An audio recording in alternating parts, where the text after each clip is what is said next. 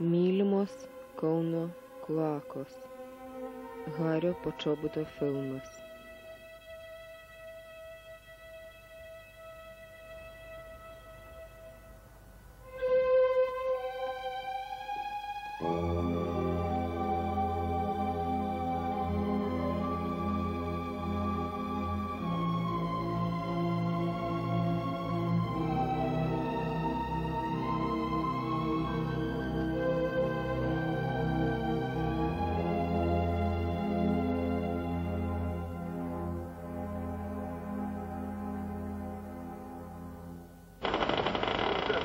Ну а куда можно теперь вот здоровому мужчине с головой, с руками здоровыми?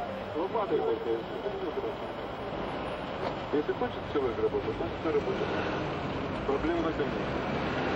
Понимаешь, Джулья, смысл-то главный в том, что люди, каждый из них начал думать. Трудно живет, когда все, как говорится, советская пословица, несет главное, очень сплошная коммуникация, понимаете? Ну, так это же больше не понимает.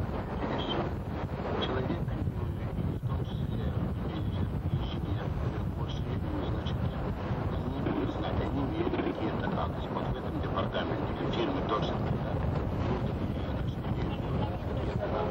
Они знают, что им будут какой-то капитал. За них мы никакие деньги не берем. Есть оборудование, здания и прочее, мы за ними закрепляем. И мы за это ничего не берем. Мы, скажем, отдаем даром. Пожалуйста, вот есть сейчас продукт. Скажем,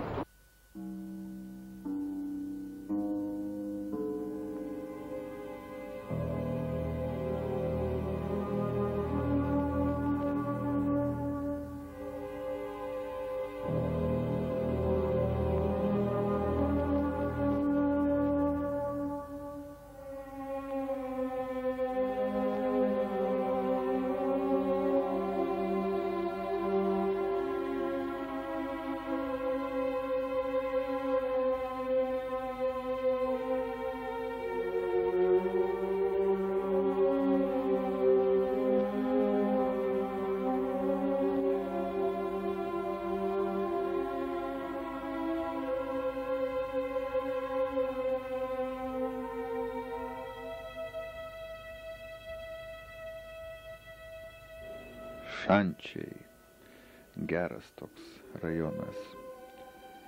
Yra privalumas ir tų apleistų vietų. Jos nebanalios, jos įdomesnės už mūsų Brodvėjus. Žinai, Rolandai, aš pasilgstu ir Lietuvos chamo. Esu pripratęs prie jų, kaip prie storulių valdžios. Šiek tiek surinkau statistikos. Pavyzdžiui, Kaune yra tik 14 akligatvių. Kaune pernai užregistruota 81 lindynė, o šiuo metu 94 balandžio mėnesį Kaune veikia 55 lindynės. Šiuo metu Kaune yra apie 1000 avarinių namų ir kai kuriuose iš jų gyvena žmonės. Štai tiek statistikos iš šių egzotiškų vietų. Gal Mačiūnas sudėliotų kokią nors visiškai kitokią statistiką.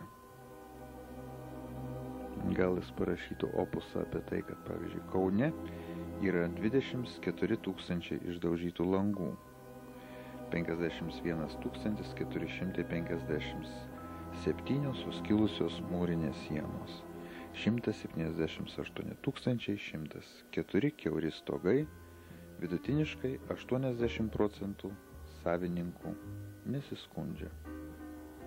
Lietaus metu kauniečiai išgeria vidutiniškai 15% daugiau degtinės. Kaune šiuo metu yra apie 900 benamių piliečių. Gyvulių globos draugija apskaičiavo, kad Kaune šį pavasarį valkiojosi 6432 šunys. 101 įkando žmonėms, tačiau tik 4 buvo pasiutę.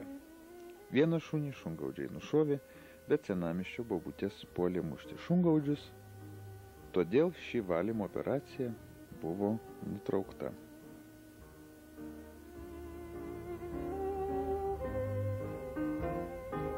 Šiuo metu mieste užregistruotos 18 765 benamės katės.